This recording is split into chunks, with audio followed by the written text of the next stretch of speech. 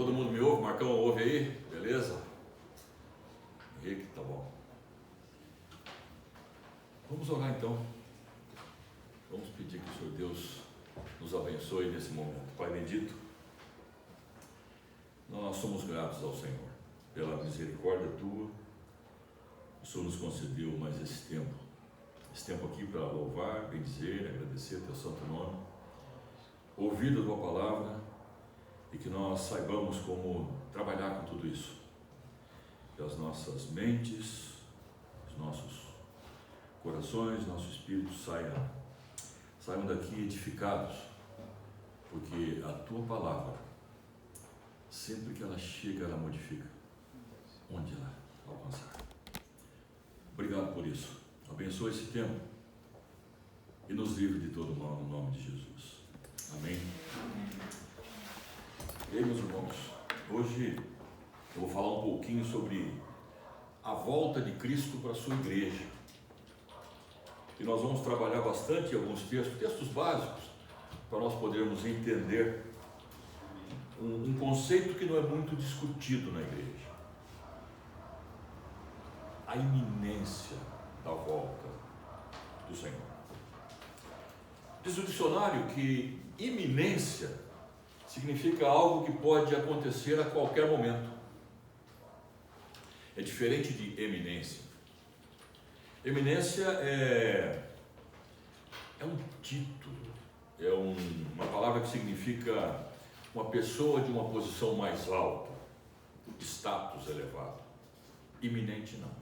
Iminente é que vai acontecer a qualquer hora. Cristo poderá voltar a qualquer momento. Isso nós cremos, isso nós ensinamos. Não baseado em notícias de jornais, em especulações ou em sinais, mas baseados no firme fundamento que é a palavra de Deus. Desde os primeiros dias da igreja, lá nos primórdios, os apóstolos e os cristãos da primeira geração alimentavam uma esperança fervorosa, uma expectativa contagiante, no sentido de que Cristo poderia voltar a qualquer momento, de repente, para reunir toda a sua igreja e levá-la para junto de si, para o céu. Tiago, o irmão de Jesus, ao escrever a que possivelmente foi a primeira carta, a primeira epístola do Novo Testamento, ele disse expressamente aos seus leitores, e eu quero pedir para o Lucas nos ajudar, Tiago capítulo 5, nos versos de 7 a 9, por favor. Vamos abrir nossas Bíblias, quem quiser acompanhar a Bíblia, ou então a leitura, Tiago capítulo 5, os versos de 7 a 9. Sede, pois, irmãos, pacientes, até a vinda do Senhor. Eis que o lavrador aguarda com paciência o precioso fruto da terra, até receber as primeiras e as últimas chuvas. Sede vós pacientes e fortalecei os vossos corações, pois a vinda do Senhor está próxima. Irmãos, não vos queixeis uns aos outros para não serdes julgados. Eis que o juiz está à porta. Pedro, o apóstolo Pedro, também escreve sobre isso. 1 Pedro, capítulo 4, o verso 7. Nós vamos ver alguns textos antes da gente efetivamente iniciar. Ora, o fim de todas as coisas está próximo. Sede, portanto, criteriosos e sóbrios, a bem das vossas orações. O escritor de Hebreus também citou o iminente regresso de Cristo como uma razão para permanecermos fiéis. Hebreus capítulo 10, os versos 24 e 25.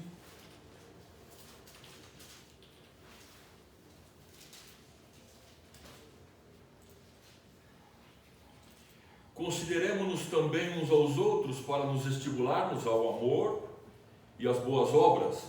Não deixemos de congregar-nos, como é de costume de alguns. Antes, façamos admoestações e tanto mais quanto vedes que o dia se aproxima. Nesse mesmo capítulo, o versículo 37, diz assim: porque ainda dentro em pouco, aquele que vem virá, e não tardará. João, em sua primeira carta, fez um pronunciamento mais confiante de todos, lá em 1 João 2,18. Um pouquinho para frente, 1 João, verso 2, ou capítulo 2, verso 18. Filhinhos, já é a última hora. Eles viviam essa expectativa: o Senhor vai voltar agora. Filhinhos, já é a última hora, e como ouvistes que vem o anticristo, também agora muitos anticristos têm surgido, pelo que conhecemos que é a última hora. Apocalipse 11:1. Desculpa, Apocalipse 1:1, não é 11. Interessante que no último livro também da Bíblia, o apóstolo João diz assim, que a revelação de Cristo que Deus lhe deu para mostrar aos seus servos as coisas que em breve devem acontecer, e que ele, enviando por intermédio do seu anjo, notificou ao seu servo João. Os escritores do Novo Testamento escreveram com muita frequência sobre a manifestação de Cristo e nunca deixaram de dar a entender que essa aparição, a volta do Senhor, teria um lugar iminente, seria rápido, não haveria demora. Diversos textos nós já lemos, e tem mais um monte, eu tenho mais um monte de textos aqui que estão colocados, que se nós formos ler, a gente passaria aqui mais de hora. Todos esses textos indicam que na igreja primitiva, lá no começo, havia expectativa de um retorno iminente do Senhor. A firme convicção de que Cristo voltaria iminentemente é algo que satura todas as páginas do Novo Testamento. O apóstolo Paulo empregava pronomes pessoais quando ele descrevia a vinda do Senhor para a sua igreja, e isso demonstra claro convencimento de que ele mesmo se contaria. Ele achava que ia estar naquela turma que ia voltar, que ia receber o Senhor Jesus aqui na terra, entre aqueles que seriam arrebatados com vida para o encontro com o Senhor. 1 Tessalonicenses 4, por favor. Vamos ler esse texto, é muito interessante. Vamos ler do verso 15 até o verso 18. Ora, ainda vos declaramos por palavra do Senhor isto, nós os vivos, olha só como ele achava isso, os que ficarmos até a vinda do Senhor, de modo algum precederemos os que dormem, porquanto o Senhor mesmo, dada a sua palavra de ordem, ouvida a voz do arcanjo e ressoada a trombeta de Deus, descerá dos céus, e os mortos em Cristo ressuscitarão primeiro, depois nós, os vivos, os que ficarmos, seremos arrebatados juntamente com eles, entre nuvens, para o encontro do Senhor nos ares, e assim estaremos para sempre com o Senhor. É óbvio que ele, usando esses pronomes pessoais, ele aguardava a vinda de Cristo a qualquer momento na sua própria vida. Ele também adiantou-se em explicar que uma das atitudes piedosas que a graça de Deus nos ensina é manter a expectativa vigilante. Vigie. E também manter uma bendita esperança do seu retorno. Tito, por favor, Tito no capítulo 2. Nos versos 11, 12 e 13. Porquanto a graça de Deus se manifestou salvadora a todos os homens, educando-nos para que, renegadas a impiedade e as paixões mundanas, vivamos no presente século sensata, justa e piedosamente, aguardando a bendita esperança. Essa bendita esperança que ele coloca aqui é o arrebatamento. Agora tem um exímio, a bendita esperança e esse aditivo. E a manifestação da glória do nosso grande Deus e Salvador, Senhor Jesus. São duas coisas distintas. A bendita esperança e a manifestação da glória. Muitos questionam: a tribulação será antes ou depois da vinda de Cristo para a igreja? A grande tribulação prevista, o Senhor Jesus comenta, ele profetiza isso lá em Mateus 24, Mateus 25, também tem uma grande tribulação profetizada lá em Daniel capítulo 9.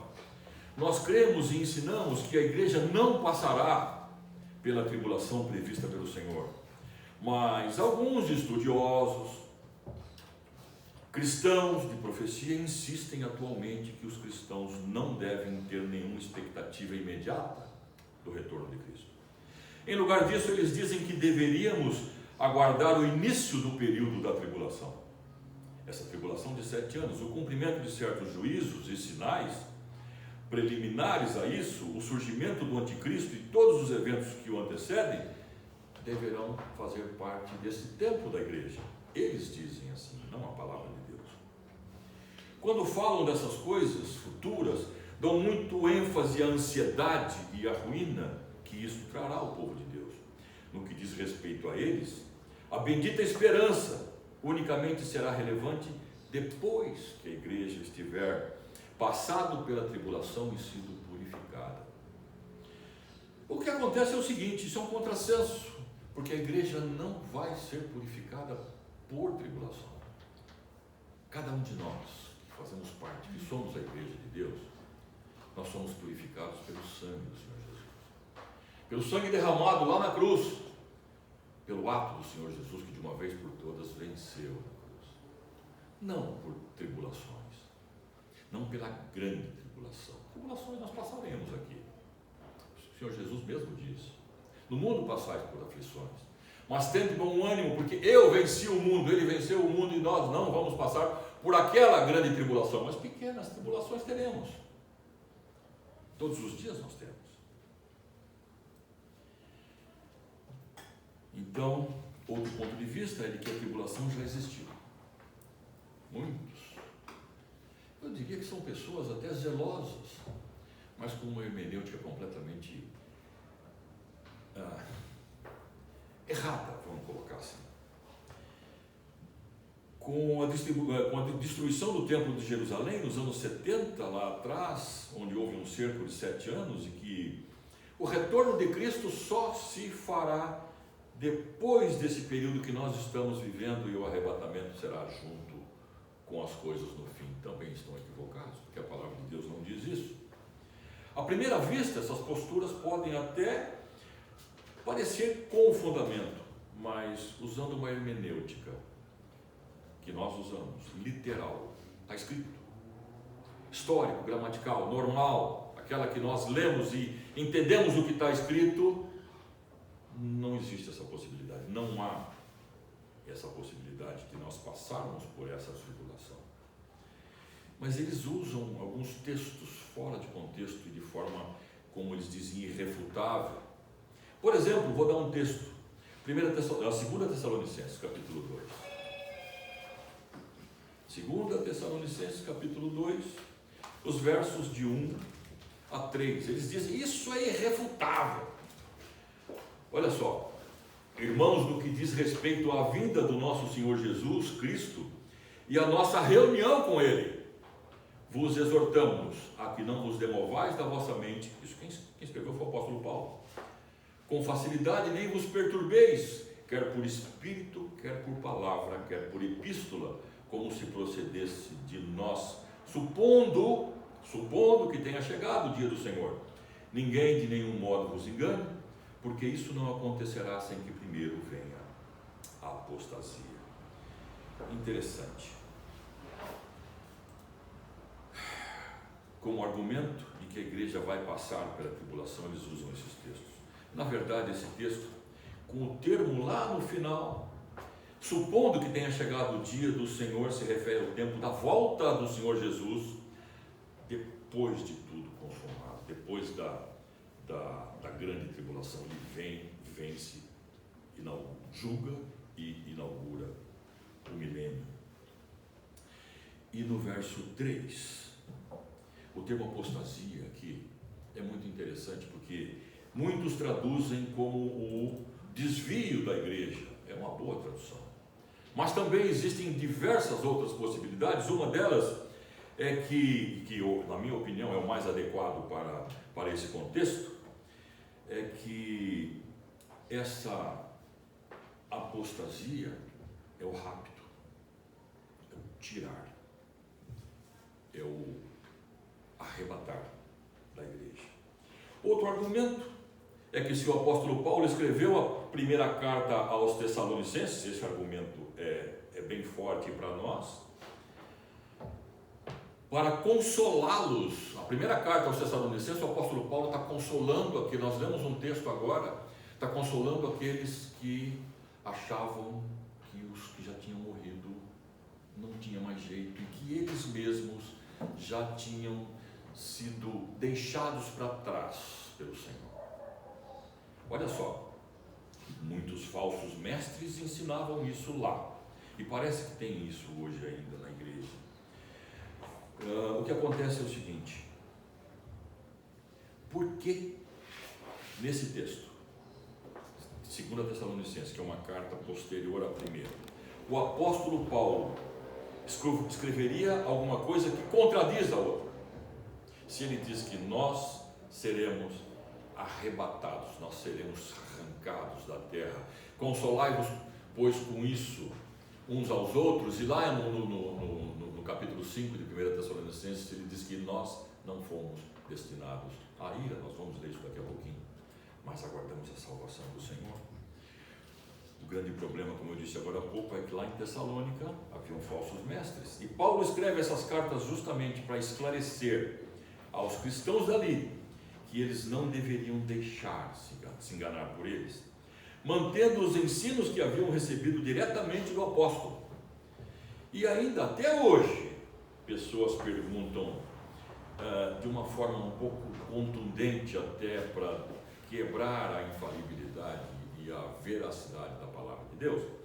Eles perguntam: como é que pode ter sido iminente a volta de Cristo lá na igreja primitiva? Eles argumentam que é impossível que a vinda de Cristo tivesse sido iminente, ou que eles aguardassem a qualquer momento a volta do Senhor, dado ao fato de que já se passaram 2000 anos e ele ainda não voltou. Os céticos ridicularizam frequentemente o cristianismo ou desafiam a inerrância das Escrituras com esses argumentos simples. Mas Tiago, Pedro, João, Paulo, escritor de Hebreus, creram que o retorno de Cristo estava próximo. Tiago 5,9, por favor.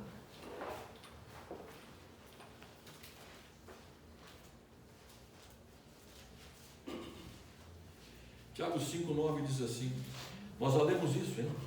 Irmãos, não vos queixeis uns aos outros para não serdes julgados, eis que o juiz está às portas. Esse não queixeis, não murmurem, não fiquem murmurando, o juiz está aí. Filipenses 4,5, um texto que nós não lemos ainda, esse texto é muito bom também.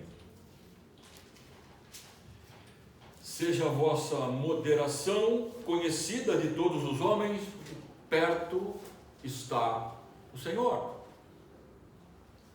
Hebreus 10, 25 nós já lemos, Apocalipse 3, 11 também. Vamos lá, Apocalipse 3, 11 é interessante.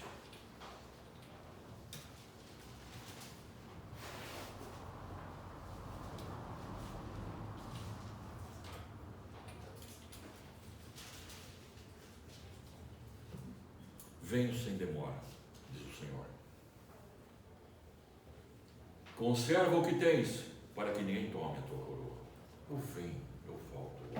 Isso foi escrito nos anos 90 da era cristã, primeiro século ainda.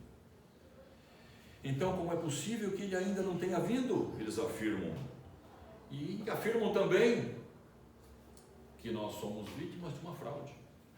Uma farsa cruel. Eu cansei de ouvir isso. 3 ou 4 pessoas, cansei. 3 ou 4 pessoas vieram com essa história. Como responder a essas acusações? Acaso pode, depois de passar 2000 anos, ser uma prova definitiva de que a vinda de Cristo não foi iminente, ou não vai ser iminente? Para a igreja, na presente era, ou nos tempos do fim, como diz o apóstolo João? Para a igreja primitiva, era, para nós continua sendo.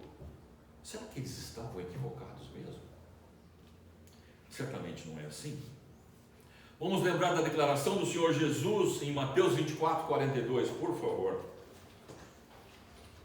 Mateus 24, o verso 42. Diz assim: portanto, vigiai, que não sabeis o dia em que vem o vosso Senhor. Não sabemos, eles também não sabiam, o tempo exato continua sendo um mistério. Para nós, da mesma forma como foi para os apóstolos, mas claro, Cristo poderia voltar a qualquer momento. O juízo está às portas, o dia se aproxima cada vez mais, não existem mais nenhuma profecia, nenhum evento profético que deva ocorrer antes da volta de Cristo. Antes que Ele venha nos arrebatar e nos encontre nos ares. Ele poderá chegar a qualquer momento, e nesse sentido, a sua vinda é iminente. Como foi lá atrás, nos dias da igreja primitiva. Desta forma, então, poderão passar mais quantos anos o Senhor achar necessário para retornar para nós. Os cristãos foram zombados por causa disso na época de Pedro, e ele profetizou que no futuro também zombariam de nós.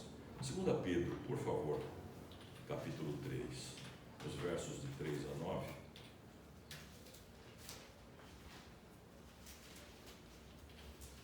Diz o apóstolo Pedro: tendo em conta, antes de tudo, que nos últimos dias virão escarnecedores, zombadores, gozadores, com seus escárnios, ainda segundo as suas próprias, andando segundo as suas próprias paixões, e dizendo: onde está a promessa da sua vinda? Porque desde que os pais dormiram, todas as coisas permanecem como desde o princípio da criação.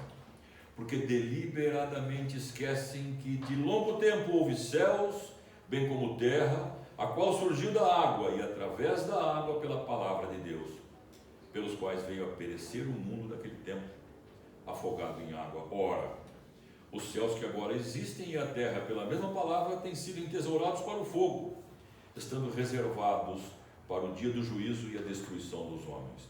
Há todavia uma coisa, amados: não deveis esquecer que para com o Senhor um dia é como 1000 anos, e 1000 anos é como um dia.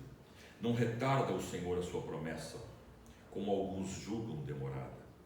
Pelo contrário, Ele é longânimo para convosco.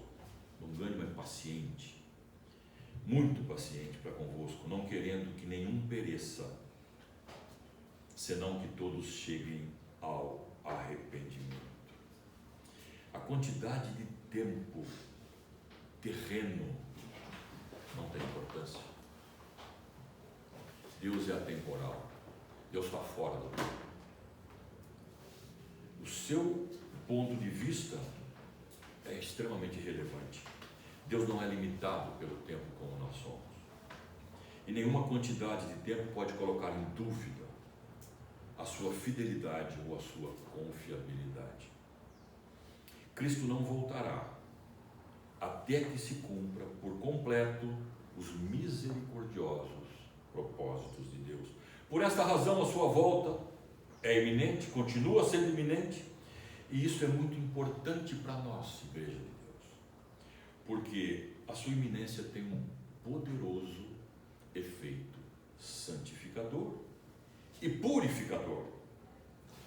1 João capítulo 3, verso 3, por favor, um pouquinho para frente.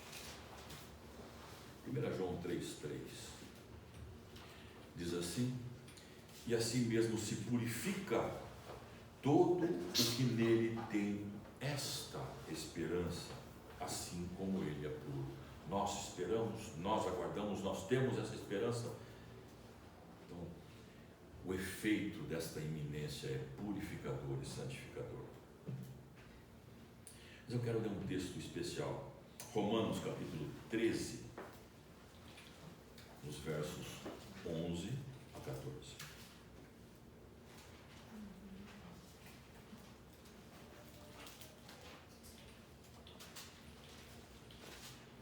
Diz assim a palavra de Deus: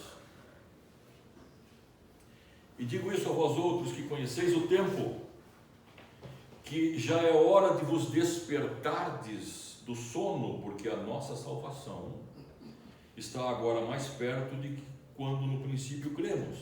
Vai alta a noite, vem chegando o dia, deixemos, pois, as obras das trevas e revistamo-nos das armas da luz,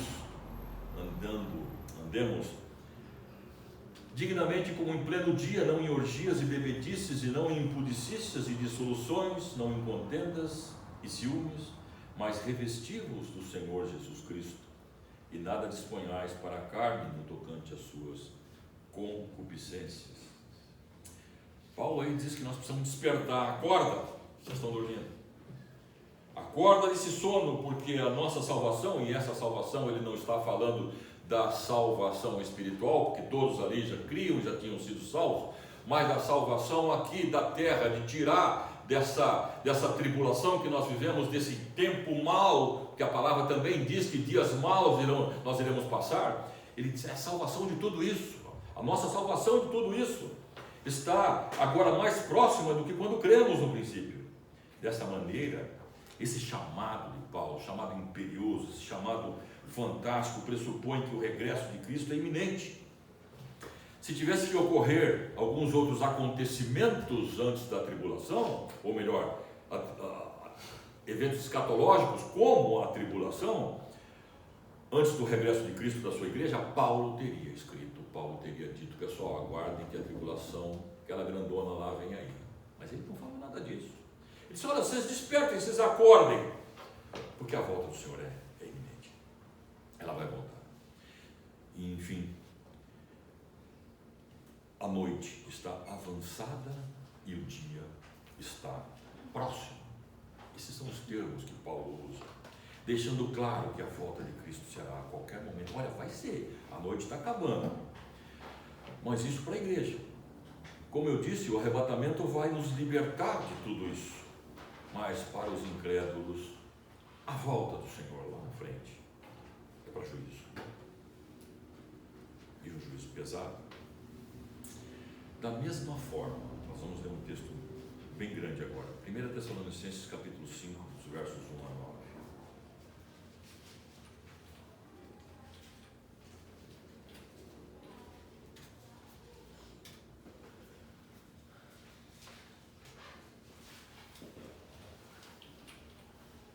Diz assim a palavra de Deus: irmãos, relativamente aos tempos e épocas, não há necessidade que eu vos escreva, pois vós mesmos estáis inteirados com precisão que o dia do Senhor vem como ladrão. Ninguém espera o ladrão chegar. Se eu espero, eu estou com uma arma na porta da minha casa, ele não entra. Mas o dia do Senhor virá como um ladrão da noite, ladrão de noite. Quando andarem dizendo paz e segurança, eis que lhes sobrevirá repentina destruição, como vem a dor do parto àquela que está para dar à luz, e de modo nenhum escaparão. Mas vós, irmãos, não estáis em trevas, para que esse dia, como ladrão, os apanhe de surpresa. Portanto, vós todos sois filhos da luz e filhos do dia, não somos da noite nem das trevas. Assim, pois, não durmamos como os demais, pelo contrário, vigiemos e sejamos sóbrios. Ora, os que dormem, dormem de noite, e os que se embriagam, é de noite que se embriagam. Nós, porém, que somos do dia, sejamos sóbrios, revestindo-nos da couraça da fé e amor, tomando como capacete a esperança da salvação. Porque Deus não nos destinou para a ira, mas para alcançar a salvação, mediante nosso Senhor Jesus Cristo. Eu vou ler até o 11. É fantástico isso. Que morreu por nós, para que, quer vigiemos, quer durmamos, vivamos em união com Ele. Consolai-vos, pois, uns aos outros, edificai-vos reciprocamente, como também estáis fazendo. Gente, falei agora há pouco que Deus não nos destinou para a ira dele não vai cair sobre a igreja. Nós fomos salvos dessa ira pelo Senhor Jesus, pela fé no Senhor Jesus, mas vai cair sobre esse mundo, e vem pesado. Paulo nos diz que a noite escura do domínio de Satanás acabará logo perante a aurora da vinda de Cristo para os seus. Ele empregou precisamente a mesma imagem dos termos de Romanos 13, que nós acabamos lendo. Luz do dia, trevas noturnas. Encerrando no versículo 9 com a frase de que nós não fomos destinados para ir. O que significa que a sua igreja não vai passar pelas tribulações vindouras? O fato é que na presente era, esse tempo que nós estamos vivendo, o João diz que os tempos do fim, nós estamos envolvidos numa batalha.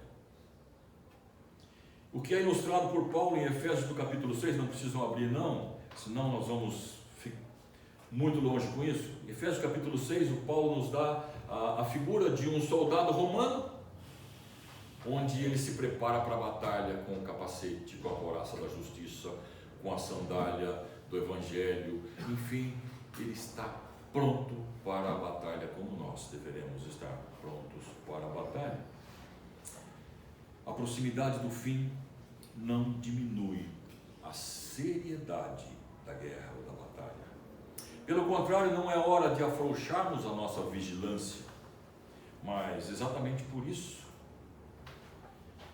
porque o fim se aproxima, nós devemos cada vez mais vigiar e orar, usando as armas que o nosso Senhor nos deu para podermos resistir no dia mau.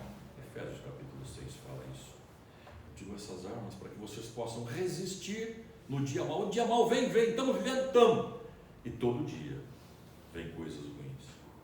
Agora, havendo vencido esses dias maus, permanecermos inabaláveis. Em outras palavras, nós nunca seremos um soldado fora do serviço ativo. Quer dizer uma outra coisa para vocês: não tem crente aposentado, vai ficar velhinho, andando de bengala, mas ele está na batalha, ele está na briga. Por quê? Ele é um soldado do Senhor. A esperança do regresso iminente de Cristo é, por fim, como uma dobradiça sobre a qual gira o nosso entendimento. Vocês já viram uma dobradiça? Ela sustenta a porta e ela faz com que a porta se mova. Essa esperança, esse ensino da palavra de Deus é como uma dobradiça para nós. Não só nos suporta, não só nos sustenta, mas também nos dá um movimento, nos dá um mover. E esse mover é uma coisa interessante, porque nós precisamos nos mover sempre em direção à santificação. Santificação é um processo que ele vai se iniciar quando nós cremos no Senhor Jesus. 2 Coríntios 3,18, por favor. Nós estamos chegando no fim já, viu, gente? É rapidinho. Nós vamos encerrar. 2 Coríntios capítulo 3, o verso 18.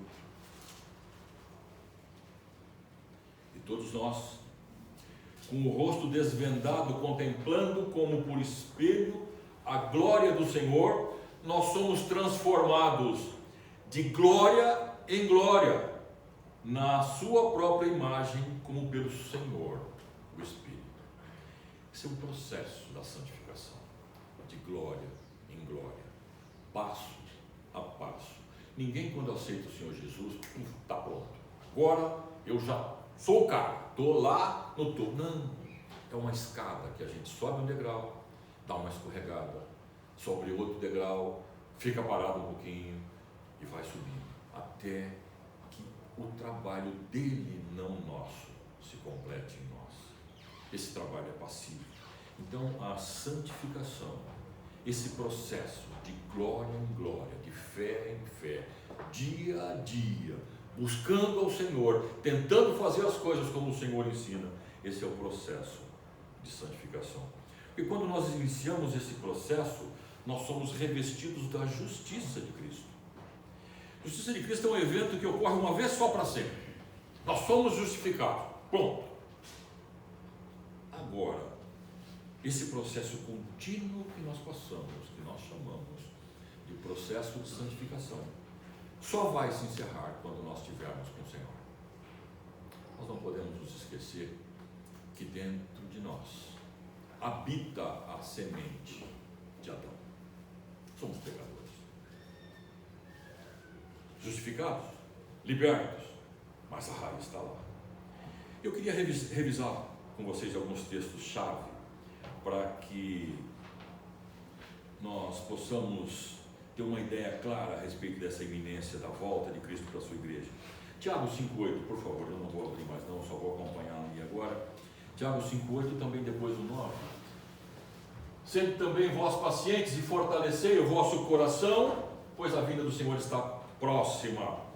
Paciência, fortalecimento, fortaleçam uns aos outros. Precisamos disso. Versículo 9. Diz, olha, não sejam queixosos nem murmuradores, não vos queixeis, para que nós não sejamos julgados. O juiz está na porta, está ali, ó, está chegando. 1 Pedro 4,7. O fim de todas as coisas está próximo, sede, portanto, criteriosos e sóbrios. Criteriosos.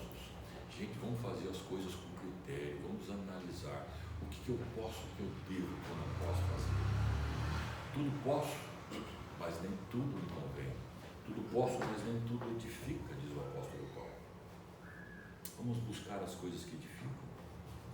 Hebreus capítulo 10, 24 e 25 fala a respeito da igreja, da nossa congregação na igreja, de nós nos estimularmos à mutualidade, de nós nos estimularmos ao amor, às obras. Não deixem de congregar-se, nós somos uma igreja. Exortem-se uns aos outros, orem uns pelos outros. Vocês lembram da história do tição? Você tem um braseiro, está lá fazendo um churrasco bonito, tira um tição dali de dentro, põe de lado. O que acontece com ele? Apaga. E os outros continuam queimando. Não deixem de congregar-se. Não se afaste da igreja. Isso é um pedido do autor de Hebreus. É quase um clamor. Gente, por favor, continuem, exortem-se, conversem, estimulem-se. Não só as boas obras, mas também ao amor. Uns aos outros. 2 Pedro capítulo 3, versos 10 e 11.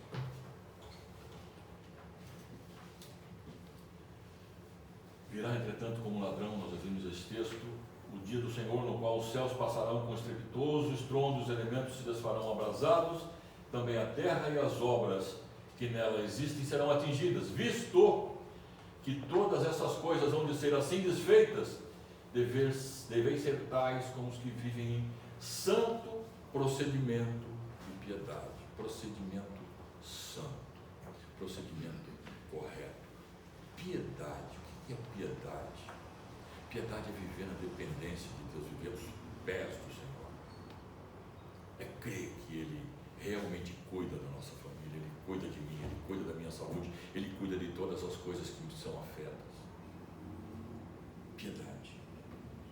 1 João 3, nos versículos 2 e 3, diz assim a palavra de Deus: amados, agora somos filhos de Deus. Olha, agora nós somos filhos de Deus. Nós fomos adotados na família de Deus. Nós somos de Deus. Nós, aqueles que cremos, aqueles que declaramos com a nossa boca que o Senhor Jesus é o nosso Senhor, que nós cremos no nome dele, nós somos filhos de Deus, e ainda não se manifestou o que haveremos de ser. Sabemos que quando ele se manifestar, seremos semelhantes a ele e haveremos de vê-lo como ele é. E assim mesmo se purifica todo aquele que tem esta esperança assim como ele. Purifica-se. Mantenham a pureza a esperança. Esses textos cobrem uma categoria bastante ampla e elas abraçam quase toda como eu diria assim, os aspectos da nossa santificação. Tudo que nós vemos aí faz com que nós nos dirijamos a um processo de santificação claro. A esperança do regresso iminente do Senhor se constitui num catalisador. Marcão, me ajuda, catalisador é um acelerador? Sim. Incentivador para realizar todas essas coisas, para que todo o fruto do Espírito, toda a virtude cristã, tudo aquilo que tem a ver com santidade e semelhança a Cristo, e todas as coisas que pertencem à vida e à piedade, se façam uma realidade em todos nós. A esperança do regresso iminente. Por isso é tão importante cultivar essa expectativa de que Cristo está ali na porta, Ele está voltando, Ele vem agora. O conhecimento da iminência do regresso do Senhor deve fazer com que o nosso coração se dirija ao céu e não às coisas da terra. Ao céu, de onde também esperamos a vinda do Salvador Jesus, conforme Filipenses 3:20. Por essa razão, amados, isso quem está falando é o apóstolo Pedro. 2 Pedro 3,14, por favor. Por essa razão, pois, amados, empenhai-vos por ser achados por Ele. Vamos ler lá. Eu tenho uma paráfrase aqui desse versículo. Por essa razão, pois, amados, esperando essas coisas, empenhai-vos por seres achados por Ele em paz, sem mácula e irrepreensível. Essa é a nossa bendita esperança. Essa é a nossa vontade. Esse é o nosso desejo de sermos encontrados agora, hoje, daqui a pouco, pelo Senhor Jesus. É iminente. Ele vai voltar já. E Ele vai voltar. E vai voltar como o leão da tribo de Judá. Lá na frente. Para a igreja, o arrebatamento. Para quem não é da igreja, o juízo. O nosso Salvador, aquele que se entregou por todos nós, conforme a sua promessa, voltará para aqueles que são seus, e como eu disse, a sua volta é iminente. Significa que será a qualquer hora. Você está preparado para ser arrebatado? Você tem certeza que vai passar a eternidade junto com Deus? Ou totalmente afastado dele? Se tiver alguma dúvida, fale conosco. Marcão, Gabriel, Alan, Todd, liderança dessa igreja, da visão. Nós estamos à disposição de vocês. Só pergunta. Vamos buscar a nossa santificação, porque o Senhor está às portas. Amém? Amém. Vamos orar. Senhor bendito, nós agradecemos ao Senhor. Nós louvamos por causa das promessas que o Senhor tem feito para a sua igreja. Promessas que nós cremos de uma forma tão boa, tão gostosa, porque nós sabemos que todas as coisas um dia vão estar patentes à sua presença. Nós vamos estar livres das aflições desse mundo e livres da grande tribulação, porque o Senhor assim prometeu. Obrigado porque o Senhor nos concede mais um dia. Enquanto isso, aguardamos a sua volta, esperando que o Senhor venha buscar aqueles que são seus. Isso cremos e ensinamos assim, porque temos convicção na Tua Palavra. Obrigado, eterno Deus. Nos livre das obras malignas, nos livre das armadilhas, não apenas armadilhas de tentações, mas também armadilhas de palavras, que facilmente acabam derrotando aqueles que são seus filhos. Obrigado porque o Senhor é fiel, nos conduza sempre em triunfo, no nome de Jesus. Amém.